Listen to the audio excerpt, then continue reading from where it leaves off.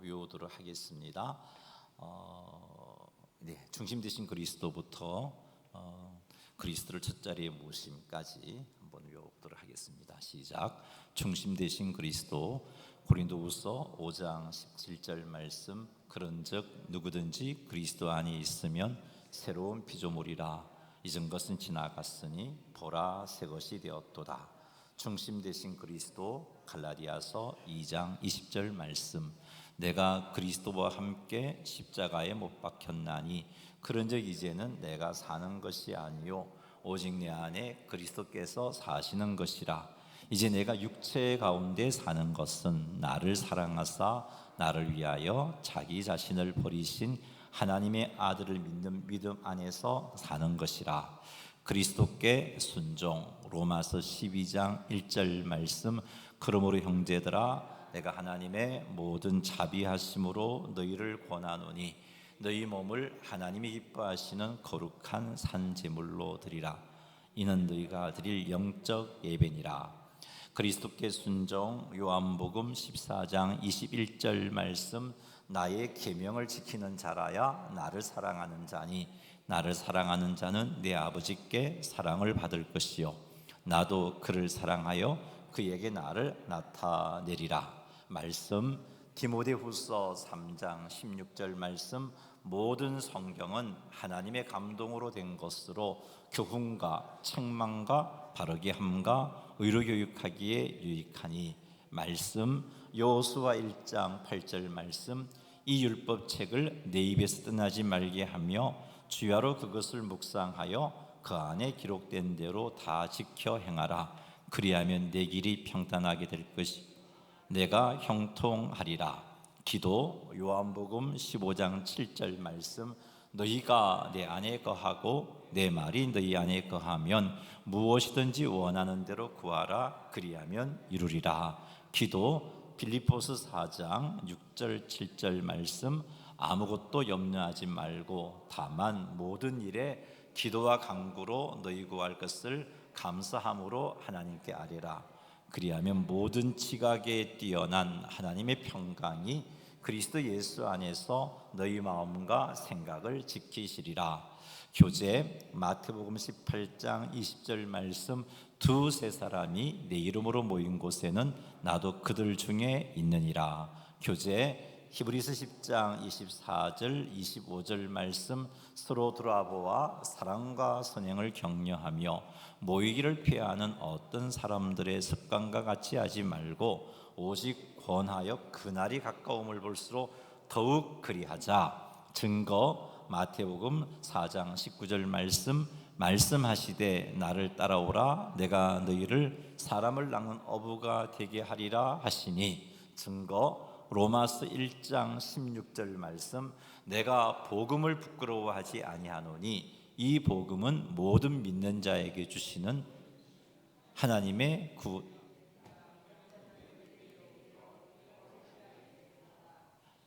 모든 사람이 죄를 범함. 로마서 3장 23절 말씀. 모든 사람이 죄를 범하였음에 하나님의 영광에 이르지 못하더니 모든 사람이 죄를 범함. 이사야 53장 6절 말씀. 우리는 다 양 같아서 그릇 행하여 각기 제 길로 갔거늘 여호와께서는 우리 모두의 죄악을 그에게 담당시키셨도다. 죄의 형벌. 로마서 6장 23절 말씀. 죄의 삭은 사망이요 하나님의 은사는 그리스도 예수 우리 주 안에 있는 영생이니라. 죄의 형벌. 히브리서 9장 27절 말씀. 한 번 죽는 것은 사람에게 정해진 것이요 그 후에는 심판이 있으리니 그리스도가 형벌을 받음. 로마서 5장 8절 말씀. 우리가 아직 죄인 되었을 때에 그리스도께서 우리를 위하여 죽으심으로 하나님께서 우리에 대한 자기의 사랑을 확정하셨느니라. 그리스도가 형벌을 받음. 베드로전서 3장 18절 말씀. 그리스도께서도 단번에 죄를 위하여 죽으사 의인으로서 불의한 자를 대신하셨으니 이는 우리를 하나님 앞으로 인도하려 하심이라. 육체로는 죽임을 당하시고 영으로는 받으셨으니 선행으로 구원받지 못함. 에베소서 2장 8절 9절 말씀. 너희는 그 은혜에 의하여 믿음으로 말미암아 구원을 받았으니 이것은 너희에게서 난 것이 아니요 하나님의 선물이라. 행위에서 난 것이 아니니 이는 누구든지 자랑하지 못하게 함이라. 선행으로 구원받지 못함. 디도스 3장 5절 말씀. 우리를 구원하시되 우리가 행한 바 의로운 행위로 말미암지 아니하고 오직 그의 긍휼하심을 따라 중생의 시험과 성령의 새롭게 하심으로 하셨나니. 그리스도를 모셔야 함. 요한복음 1장 12절 말씀. 영접하는 자 곧 그 이름을 믿는 자들에게는 하나님의 자녀가 되는 권세를 주셨으니. 그리스도를 모셔야 함. 요한계시록 3장 20절 말씀. 볼지어다 내가 문 밖에 서서 두드리노니 누구든지 내 음성을 듣고 문을 열면 내가 그에게로 들어가 그와 더불어 먹고 그는 나와 더불어 먹으리라. 구원의 확신 요한일서 5장 13절 말씀. 내가 하나님의 아들의 이름을 믿는 너희에게 이것을 쓰는 것은 너희로 하여금 너희에게 영생이 있음을 알게 하려 함이라. 구원의 확신 요한복음 5장 24절 말씀. 내가 진실로 진실로 너희에게 이르노니 내 말을 듣고 또 나 보내신 이를 믿는 자는 영생을 얻었고 심판에 이르지 아니하나니 사망에서 생명으로 옮겼느니라. 성령 고린도전서 3장 16절 말씀. 너희는 너희가 하나님의 성전인 것과 하나님의 성령이 너희 안에 계시는 것을 알지 못하느냐. 성령 고린도전서 2장 12절 말씀. 우리가 세상의 영을 받지 않고 오직 하나님으로부터 영을 받았으니 이는 우리로 하여금 하나님께서 우리에게 은혜로 주신 것들을 알게 하려 하심이라. 능력 이사야 41장 10절 말씀. 두려워하지 말라 내가 너와 함께 함이라. 놀라지 말라 나는 내 하나님이 됨이라. 내가 너를 굳세게 하리라. 참으로 너를 도와주리라. 참으로 어려운 오른손으로 너를 붙들리라. 능력 빌립보서 4장 13절 말씀. 내게 능력 주시는 자 안에서 할 수 있느니라. 성실 에레미야가 3장 22절 23절 말씀. 여호와의 인자와 긍휼이 무궁함으로 우리가 진멸되지 아니함이니이다. 이것들이 아침마다 새로우니 주의 성실하심이 크시도소이다. 성실 민수기 23장 19절 말씀. 하나님은 사람이 아니시니 거짓말을 하지 않으시고 인생이 아니시니 후회가 없으시도다. 하신 말씀을 실행하지 않으시랴. 평안 이사야 26장 3절 말씀. 주께서 심지가 견고한 자를 평강하고 평강하도록 지키시리니 이는 그가 주를 신뢰함이니이다. 평안 베드로전서 5장 7절 말씀. 너희 염려를 다 주께 맡기라. 이는 그가 너희를 돌보심이라. 공급 로마서 8장. 우리 모든 사람을 위하여 내어주신 이가 어찌 그 아들과 함께 모든 것을 우리에게 주시지 아니하겠느냐. 공급 빌립보서 4장 19절 말씀. 나의 하나님이 그리스도 예수 안에서 영광 가운데 그 풍성한 대로 너희 모든 쓸 것을 채우시리라. 유혹에서 도우심 히브리서 2장 18절 말씀. 그가 시험을 받아 고난을 당하셨은즉 시험 받는 너희를 능히 도우실 수 있느니라. 유혹에서 도우심 시편 119편 9절 11절 말씀. 청년이 무엇으로 그의 행실을 깨끗하게 하리까. 주의 말씀만 지킬 따름이니이다. 내가 주께 범죄하지 아니하여 주의 말씀을 내 마음에 두었나이다. 그리스도를 첫 자리에 모심 마태복음 6장 33절 말씀. 그런즉 너희는 먼저 그의 나라와 그의 의를 구하라. 그리하면 이 모든 것을 너희에게 더하시리라. 그리스도를 첫 자리에 모심 누가복음 9장 23절 말씀. 또 무리에게 이르시되 나를 따라오려거든 자기를 부인하고 날마다 제 십자가를 지고 나를 좇을 것이니라. 나를 따를 것이니라. 아멘. 네, 수고하셨습니다. 자, 오늘도 잠언 말씀을 가지고 하나님 주시는 지혜를 또 배우고 그 지혜를 힘입어서 하나님 앞에 바르게 살게 되는 그런 은혜가 우리 가운데 충만하게 되기를 바랍니다. 26절과 27절 말씀 같이 읽겠습니다. 시작.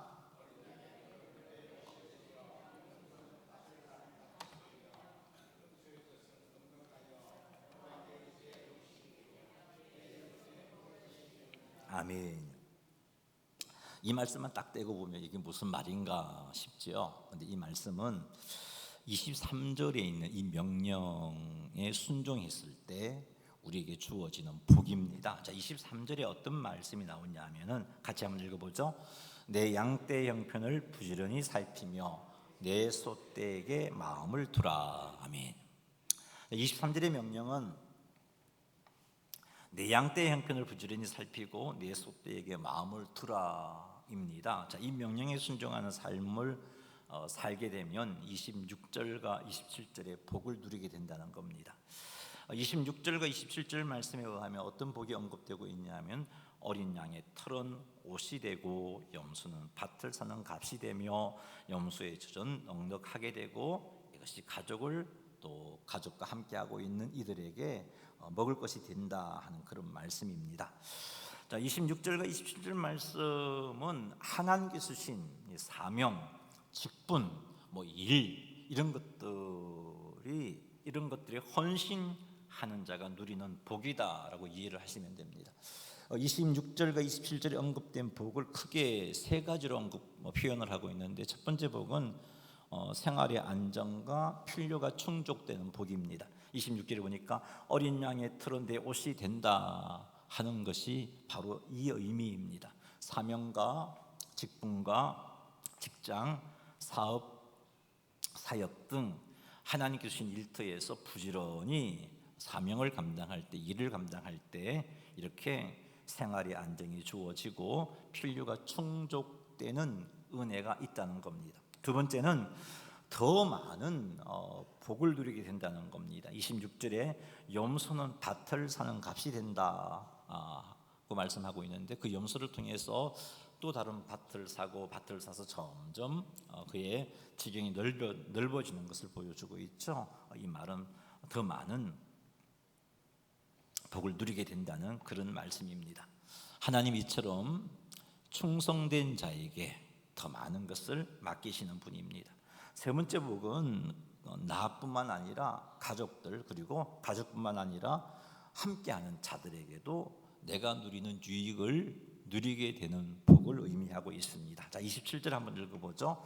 염소의 젖은 넉넉하여 너와 내 집의 음식이 되며 내 여종의 먹을 것이 되느니라. 아멘. 자, 이것이 바로 나와 내 가족과 나와 함께하는 자들까지 유익을 누리게 된다는 그런 의미의 말씀입니다. 이처럼 하나님께서 우리에게 맡겨주신 것들에 대해서 그것을 제대로 잘 감당했을 때 이와 같이 놀라운 복을 누리게 되는 겁니다. 그러므로 우리는 하나님의 자녀인 우리는 하나님께서 맡겨주신 사명, 직분, 일에 있어서 충성하는 자가 되어야 하는 겁니다. 이렇게 하나님께 주신 사명에 충성해서 26절과 27절에 언급된 복을 우리 모두가 누리게 되기를 주님의 이름으로 축원합니다. 우리가 삶 속에서 이런 복들을 누리기 위해서 좀 구체적으로 어떻게 행동해야 할까 적용할 수 있는 그런 말씀을 좀 언급해 드리겠습니다. 여러분, 가정이라는 것도 하나님께서 우리에게 맡긴 양떼, 소떼에 해당되는 겁니다. 그러므로 우리 가정에 충실할 때 26절과 27절에 언급된 이런 복을 누릴 수 있는 겁니다. 가정을 23절의 표현을 빌려본다면 가정을 부지런히 살피고 가정에 마음을 두라, 이렇게 23절 말씀을 가지고 적용해 볼 수 있겠죠. 이렇게 가정을 부지런히 살피고 가정에 마음을 두는 구체적인 행동은 크게 한번 세 가지로 정리해 볼 수 있는데, 첫째는 배우자를 마음을 다해 사랑하고 그에게 사랑을 표현하는 것이라고 말할 수 있습니다. 둘째는 자녀에게 하나님의 말씀을 가르치며 기도하는 것으로 표현해 볼 수 있습니다. 셋째는 가족의 경제적인 필요, 정서적인 필요를 살피고 그 필요를 채워주는 것, 이런 것들이 가정을 부지런히 살피고 가정에 마음을 두는 구체적인 행동인 겁니다.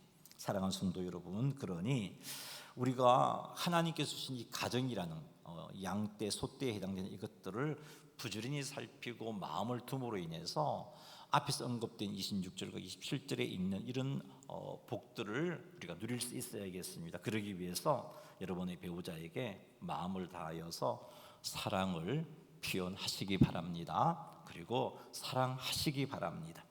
하나님께서 우리를 위해서 생명 주신 그 사랑을 가지고 사랑하시기 바랍니다. 때때로 내 기준에 맞지 않고 내 마음에 들지 않는 행동을 한다 할지라도, 여러분, 우리 예수님께서 우리를 어떻게 사랑하셨습니까? 있는 그대로 용납해 주셨잖아요. 우리를 위해서 있는 그대로 용납하시고 인내하시고 우리를 위해 생명 주셨잖아요. 그 주님의 사랑으로 우리의 배우자를 사랑하고 배우자에게 사랑을 표현하는 것이 양떼의 마음을 두고 부지런히 살피는 행동인 겁니다. 그리고 자녀들에게도 영적으로 바르게 양육하는 일에 힘쓰는 것이 이것이 되어질 수 있는데, 이를 위해서 우리는 말씀을 가르쳐야 하고, 자녀가 독립했다면 그 자녀를 위해서 기도해 줘야 되고, 문자 메시지로 내가 말씀을 들으면서 받은 은혜의 말씀들, 읽으면서 깨닫게 된 그런 은혜의 말씀들을 같이 한번 카톡으로도 보내보는 이런 모습들이 가정을 살피고 가정에 마음을 두는 그런 우리의 구체적인 행동이 되어질 수 있을 겁니다. 그리고 가족의 경제적인 필요를 채우기 위해서 부지런히 일해야겠죠. 게으름을 피우지 않고. 또한 가족의 정서적인 필요도 살펴야 됩니다. 아파하고 힘들어하고 마음 상한 부분은 없는지, 고민하고 있는 문제는 없는지, 정말 너무너무 살기 힘들어하고 있는 그런 부분은 없는지 살펴야 되겠죠. 그리고는 우리가 서로가 하나님 인도를 구하면서 하나님의 도우심을 구하면서 기도하면서 그 필요를 채워주는 것, 그것이 바로 가정이라는 하나님께서 우리에게 맡긴 양떼 소떼를 부지런히 살피고 그곳에 마음을 두는 행동인 겁니다. 이렇게 할 때 하나님께서는 우리에게 더 풍성한 은혜와 복을 누리게 해주시는 겁니다. 직장도 하나님께서 우리에게 맡기신 양떼입니다. 그러므로 직장에서 성실해야겠죠. 그냥 뭐 대충 이렇게 직장 생활해서는 안 된단 말이에요. 내 옆에 동료가 대충 일한다 할지라도 우리는 그렇게 해서는 안 돼요. 하나님이 보고 계시잖아요. 우리는 열심을 다해서 주어진 일에 헌신해야 됩니다. 우리의 업무에 최선을 다해야 되는데, 골로새서 말씀 한번 읽어보겠습니다. 골로새서 3장 23절 말씀 한번 읽어보죠. 무슨 일을 하든지 마음을 다하여 주께 하듯 하고 사람에게 하듯 하지 말라. 여기 보니까 무슨 일을 하든지 마음을 다하여 주께 하듯 하라 그랬어요. 사람에게 하듯 하지 말라 그랬어요. 이처럼 우리가 직장 생활을 할 때도 주님을 섬긴다는 마음에서 직장 생활하는 것이 내 양떼에 마음을 두는 거고, 내 양떼를 부지런히 살피는 행동이겠죠. 게으름을 멀리하고 대충 하는 것도 버리고 직장 생활할 때 정직함과 탁월함을 추구해야 할 것입니다. 이를 위해서 하나님께 지혜도 구해야 되겠고, 하나님의 인도도 구해야 되겠고, 그리고 하나님 주신 지혜를 쫓아서 행동으로 옮겨야 되겠죠. 그렇게 함으로 우리에게 주어진 업무들을 탁월하게 감당해 내시기 바랍니다. 직업을 단순한 생계 수단으로 여기지 말고 하나님께서 나에게 맡겨주신 귀한 사명이다 하는 소명의식을 가지시고 직장생활 하시기 바랍니다. 이렇게 하는 것이 우리 직장을 하나님께서 맡겨주신 양떼로 여기고 부지런히 살피고 마음을 두는 행동입니다. 이렇게 할 때 우리 잠언 27장 26절 27절에 나타난 그 복을 우리가 누리게 되는 겁니다. 교회에서도 마찬가지입니다. 하나님께서 우리들에게 맡기신 직분과 사명이 있지 않습니까? 그것이 하나님께서 우리에게 맡기신 양떼에 해당됩니다. 그러니 사랑하는 성도 여러분, 하나님께서 맡기신 직분에 충성하시기 바랍니다. 처음 임직했을 때 그 마음을 여러분 기억하십시오. 그리고 그 마음으로 직분을 감당하시기 바랍니다. 그러기 위해서 항상 깨어 있어야겠죠. 그리고 예배와 기도와 헌신과 모임에 우리 직분자들은 본을 보여야 되는 거예요. 나 혼자 어떻게 하나님과의 관계 속에서 바로 써야지가 아니고 하나님이 우리에게 직분을 주신 것은 교회를 온전하게 하기 위해 주신 거잖아요. 성도들을 온전한 자로 세우기 위해서 직분자를 세워주셨어요. 그러기에 우리는 직분자인 우리는 예배와 기도와 헌신과 모임에 본을 보여야 되는 거예요. 다른 사람들이 이렇게 신앙생활 하더라, 그게 중요한 게 아니고 나의 신앙생활이 본이 되게끔 그렇게 해야 되는 겁니다. 그리고 주님께 헌신하는 삶도 살아야 되고, 지체들의 형편을 돌아보고 기도해주고 도와주는 모습들이 있어야 돼요. 이것이 바로 하나님께서 맡기신 교회 안에서의 맡겨주신 양떼, 소떼를 돌보는 거겠죠.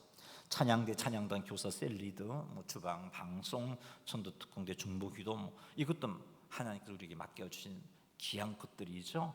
이런 것들을 부지런히 감당해야 합니다. 이렇게 하나님께서 맡겨주신 일에 충성하여 헌신함으로 생활의 안정, 또 더 많은 복, 하나님께서 주시는 놀라운 유익들을 나도 누리고 내 가정도 누리고 나와 함께하는 자들이 누리게 되는 그런 삶을 사시기를 주님의 이름으로 축원합니다. 1절 읽겠습니다. 28장 1절입니다.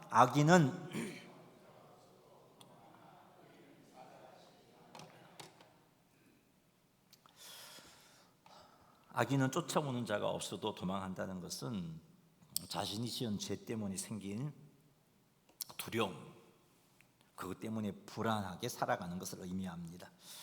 악을 행한 자는 양심의 가책 때문에 마음이 평안을 잃게 되고 늘 불안합니다. 누가 자기를 고발하지는 않을까, 또 하나님 벌 주시지는 않을까, 이런 생각 때문에, 또 나의 이 죄 짓는 이 행동이 드러나갖고 수치를 당하지는 않을까, 이런 것들로 인해서 두려운 겁니다. 삶 속에서 힘들고 어려운 일을 만나면 내가 죄를 지어서 그런 건 아닌가, 자유가 없어요. 늘 이런 생각 때문에. 이처럼 죄는 우리에게서 평안을 빼앗아 가버립니다. 우리를 늘 불안하게 만들고 두려운 삶을 살게 만드는 거죠. 자, 이것을 가리켜서 악인은 쫓아오는 자가 없어도 도망한다라고 표현하고 있는 겁니다. 반면에 의인은 사자같이 담대하다라고 말씀하고 있습니다. 의인이 담대한 것은 도덕적 자신감에서 나오는 게 아니에요. 내가 좀 잘 살았기 때문에 거기에서 나오는 게 아니고, 이 의인의 담대함은 하나님과의 바른 관계에서 오는 겁니다. 하나님과 바른 관계 속에서 살아가는 그 사람이 의인인데, 하나님과 바른 관계를 유지하며 살아가는 그 성도는, 그 의인은 하나님이 주신 위로가 있고, 하나님이 주신 소망이 있고, 하나님이 주시는 약속이 있고, 하나님이 주신 용기가 있습니다. 그것 때문에 담대한 겁니다. 무슨 일을 만나도 담대한 겁니다. 환난을 만나도 담대한 겁니다. 소망을 품을 수 있는 겁니다. 뿐만 아니라 함께 하신 하나님께서 평안 주시기 때문에 담대한 겁니다. 잠언에서 말하는 의인은 단순히 도덕적으로 바르게 사는 사람을 의미하는 것이 아니에요. 잠언에서 말하는 의인은 하나님을 믿는 사람, 하나님을 경외하는 사람입니다. 그 사람이 의인입니다. 이렇게 하나님을 믿고 하나님을 경외하는 사람은 하나님께서 그 사람을 지켜주시고 인도해 주십니다. 이 의인은 이걸 알아요. 여기에 대한 확신이 있는 겁니다. 하나님께서 이렇게 지켜주시고 인도하시니 누가 나를 대적할 수 있을까, 이런 확신이 있는 겁니다. 바울에게 이런 확신이 있었잖아요. 그래서 바울이 로마서 8장 31절에 이런 말을 했어요. 같이 한번 읽어보겠습니다. 그런즉 이 일에 대하여 우리가 무슨 말하리요? 만일 하나님이 우리를 위하시면 누가 우리를 대적하리요? 이런 확신이 있으니까 담대할 수밖에 없었어요. 환난이 찾아오고 역경이 생겨도 담대했던 겁니다. 그러니 사랑하는 성도 여러분, 우리도 하나님을 믿고 하나님을 경외하는 자의 삶을 살아서 하나님과 관계를 잘 유지하고 있어서 이 의인이 누리는 담대함, 그 담대함을 누리고 살아가시기를 주의 이름으로 축복합니다. 기억하시기 바랍니다. 악인은 두려움 속에서 살아갑니다. 하지만 의인은 하나님 때문에 담대하게 살아갑니다. 무슨 일을 만나도 하나님 때문에 형통합니다. 그게 의인의 삶. 그러니까 담대한 거죠. 그러니까 철저히 하나님을 믿고 하나님을 경외하는 성도님이 다 되시기를 주님의 이름으로 축복합니다.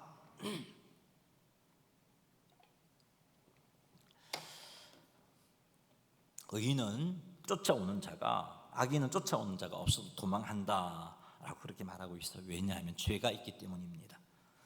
죄는 불안하게 만들어요. 담대함을 앗아가 버리고 평안을 앗아가 버립니다. 그러니 우리에게 있는 죄를 철저하게 우리는 회개해야 합니다. 혹 죄를 지었음에도 불구하고 내가 인식하고 잊지 못하는 것은 없는지 한번 살펴보십시오. 혹 모든 사람들이 다 행하는 것이라고 그냥 심각하게 생각하지 않고 그렇게 죄를 짓고 있는 것은 없는지 한번 살펴보시기 바랍니다. 성령 하나님의 도움을 구하며 자기 자신을 살펴서 내가 인식하지 못하고 있는 죄가 있다면 깨닫게 해주셔서 이 죄, 우리로 하여금 두려움 가운데 빠지게 만들고 불안하게 만드는, 담대함을 앗아가 버리는 이 죄를 하나님께서 깨닫게 해주심으로 회개해서 그래서 하나님과의 바른 관계를 회복하고 담대하게 되는 성도님들이 다 되시기를 주님의 이름으로 축복합니다. 의인은 사자같이 담대하다 그랬어요. 그래서 앞에서 말씀드렸듯이 이 의인은 하나님을 믿고 하나님을 경외하는 자, 그래서 하나님과 바른 관계를 맺는 사람인데 우리도 이런 이 의인의 모습을 갖추기를 소망합니다. 하나님과의 바른 관계를 유지하십시오. 말씀과 기도로 친밀한 관계를 유지하십시오. 그리하여서 하나님 주시는 담대함을 가지고 하나님을 온전히 쓰시기를 주님의 이름으로 축복합니다. 사랑하는 성도 여러분, 여러분 마음에 담대함이 없다면 왜 그럴까 한번 고민해 보십시오. 삶 속에서 담대함이 없고 걱정이 앞서고 두려움이 없다면 왜 그럴까? 가장 큰 원인은 내가 하나님과의 관계가 제대로 되지 않았기 때문이겠죠. 왜 제대로 되지 못했을까? 왜 담대함이 없고 늘 불안하고 위축되어 있을까? 그것은 죄 때문은 아닌가?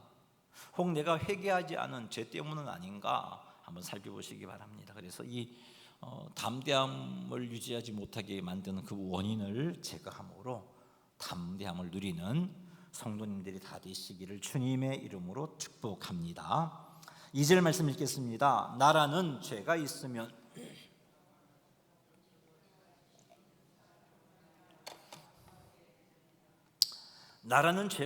주관자가 많아진다 말합니다. 왜 그런가? 죄가 있으면 왜 주관자가 많아지는가? 죄는 분열을 낳기 때문입니다. 죄가 들어오면 하나됨이 깨어집니다.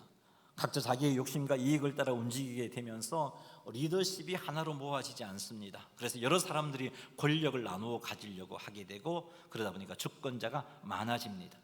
나라는 죄가 있으면 주권자가 많아진 또 다른 이유는 죄는요 권위를 대항하고 권위를 무너뜨립니다.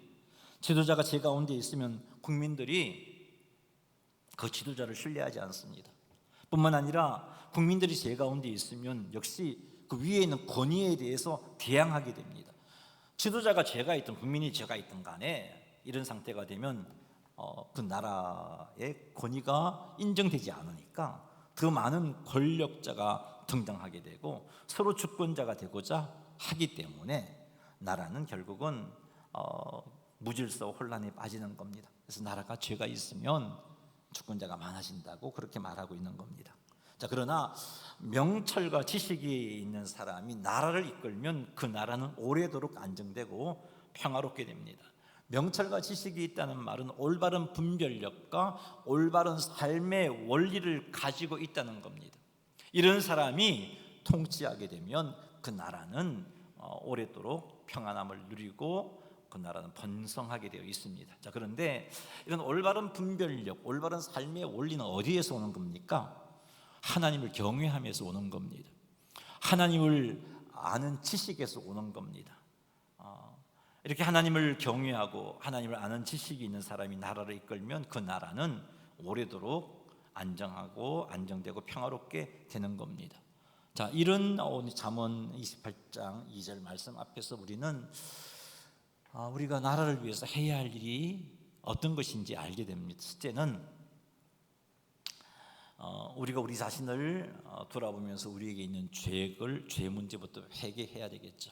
우리가 우리들이 결국은 우리가 죄를 가진 채 살게 된다면 이 나라가 죄 가운데 빠지게 되고 제가 많으면 주권자가 많아진다고 그랬으니까 우리 자신을 먼저 돌아보면서 내게 있는 죄가 없는지, 나라와 사회의 문제를 가지고 그 원인을 남의 탓으로 돌리기 전에, 정치인을 탓하기 이전에 내게 있는 죄가 이 나라와 이 사회의 문제를 일으키는데 한몫한 것은 아닌가 한번 고민하면서 하나님 앞에 그 죄를 내려놓아야 할 것입니다.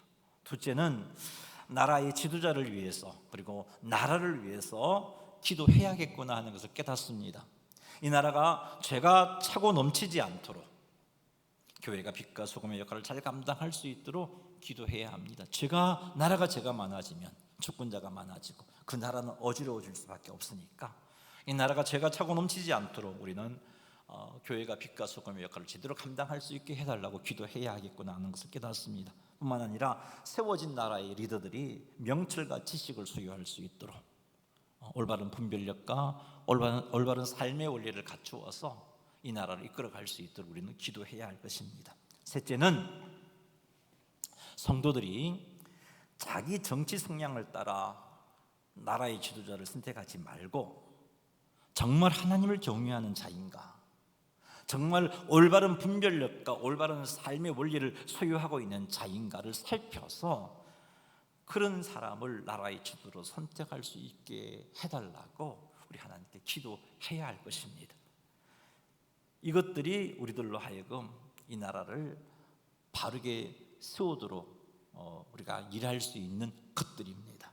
이것을 꼭 기억하셔서 이 세 가지를 가지고 하나님 앞에 우리가 헌신하면 우리 나라가 죄가 차고 넘쳐서 혼란스러운 나라가 아니라 하나님이 입에 놓으시는 풍성한 은혜와 복을 누리는 그런 나라가 되는 역사가 우리 가운데 충만하게 되기를 주님의 이름으로 축원합니다.